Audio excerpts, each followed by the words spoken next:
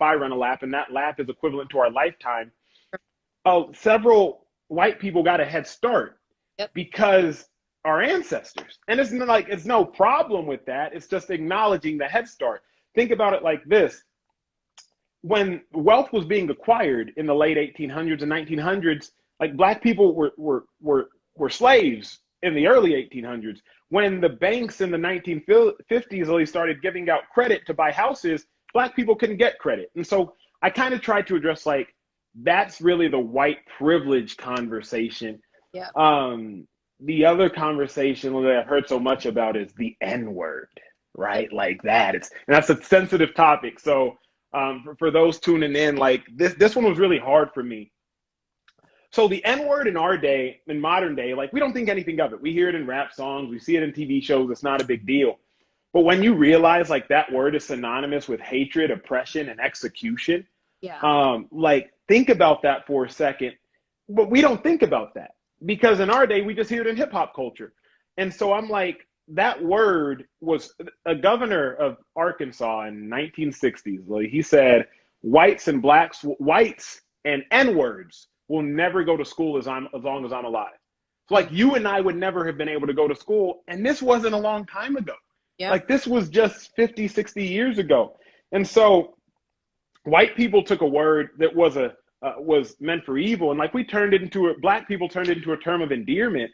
And so I say that like that's why white people can't and shouldn't say that word, is because like you really got to know the meaning behind it. And then Lily, lastly, kind of expounding on this, like black on black crime versus white on white crime, white on black crime. How come so many people, so many African Americans, they only care about white on black crime? And I just simply submit this. When a black person commits a crime, they get punished. That's what we've seen. When a white person commits a crime against a black person, they get off. Ahmaud Arbery, everybody saw that. Ahmaud Arbery, what most people don't realize, and I'm sure several of your viewers do, some may not, remember this. The murderers, the people that killed him, they were free for 2 months. It's only that we saw the footage, Lily, that now got them arrested. So Right. imagine, Lily, what we haven't seen on camera. Right. Like it's.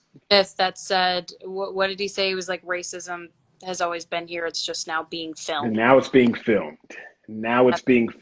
And I think about like the Amy Cooper incident in Central Park. Obviously, you saw that one, I'm assuming. Okay. Yeah. You saw that. And so that was a white woman, for those that are watching, that she had her dog was off a leash in Central Park in New York, and it's illegal to walk your dog off a leash. So a black man, a bird watcher, actually was recording her, telling her, "Hey, can you leash your dog?" And she says, "Stop recording me, or I'm going to call the cops and tell them you're threatening my life." Yep. And he said, "Call the cops." So she calls the cops, and she starts yelling and screaming, "There's a black man threatening my life." He was doing no such thing. That story went viral. If y'all haven't seen it, see it. Lily, I was reminded 1955, Emmett Till, the 14-year-old black man who was accused of flirting with a white woman in a store. He was mutilated, beaten, and executed. In 1956, the two white men who killed him, they got off. They admitted that they did it because they knew they couldn't be tried due to double jeopardy. Lily, in 2017, the white woman who accused Emmett Till of flirting with her, she recanted her story. She said it didn't happen.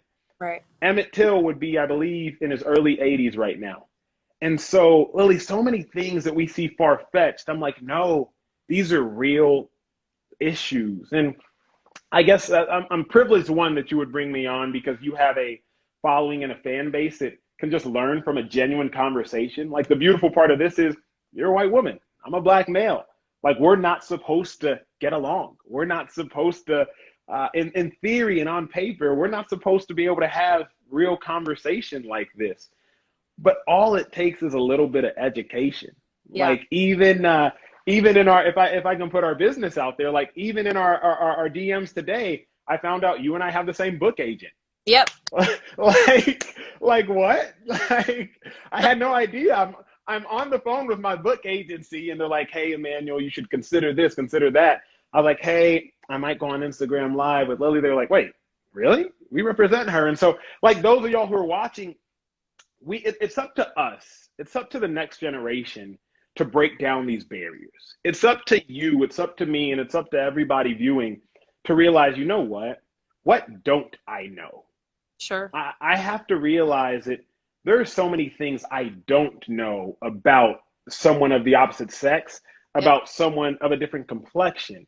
And I take it upon myself to help educate so many of my white brothers and sisters. Like one of my white friends, she thought the phrase black don't crack was just like an idiom, like it was a was just like an idiom, like it was a figure of speech. I was like, Hmm. no, like we have darker skin, therefore we absorb the sun better, therefore in theory we age better. It's just like it's a scientific thing. So this is the beautiful part, one, of social media, but two, of world right now, because you as a white woman and me as a black man are actually defying the odds, and I think we're doing what society needs, which is to see conversation.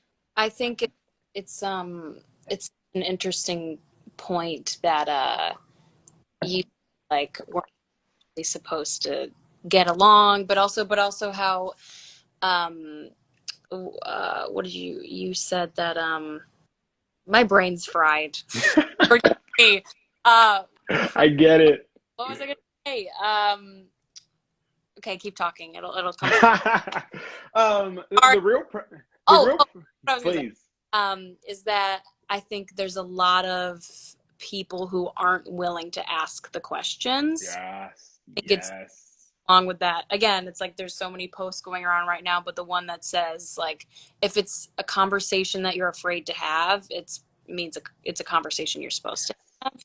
And it's a matter of just starting that conversation and asking that uncomfortable question. And even if the Hmm.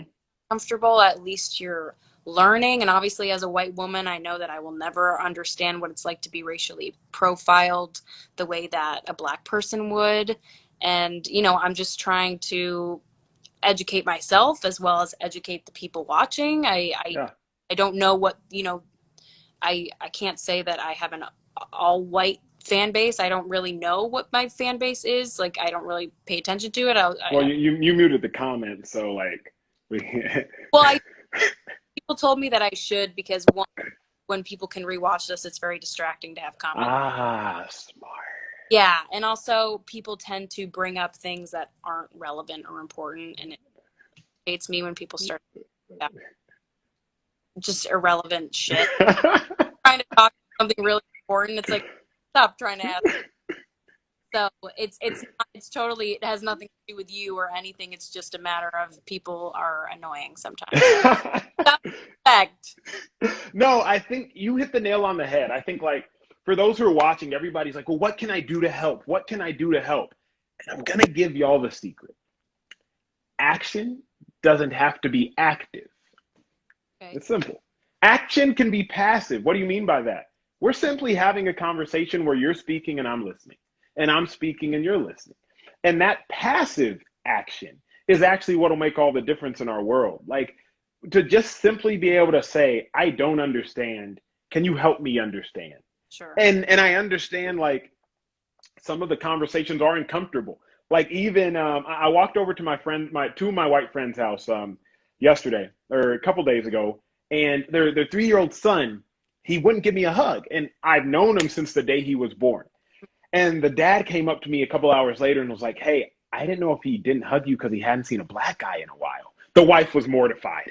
She Yeah. was like, "Why would you say that to him?" And I was like, "Man, you know what? I appreciate you saying that Yeah. Yeah. because that means you're aware." Yeah. Yeah. And the wife didn't want to bring it up, my dearest friend, because like she was worried. But I was like, no, this is how conversations have to start. Mm. Like, hey, I didn't know if my son didn't hug you because he hadn't seen a black man.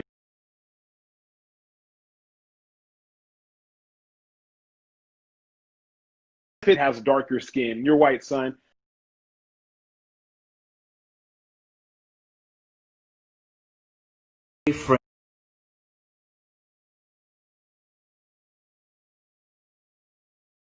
Like your house. The beautiful thing is, I got an email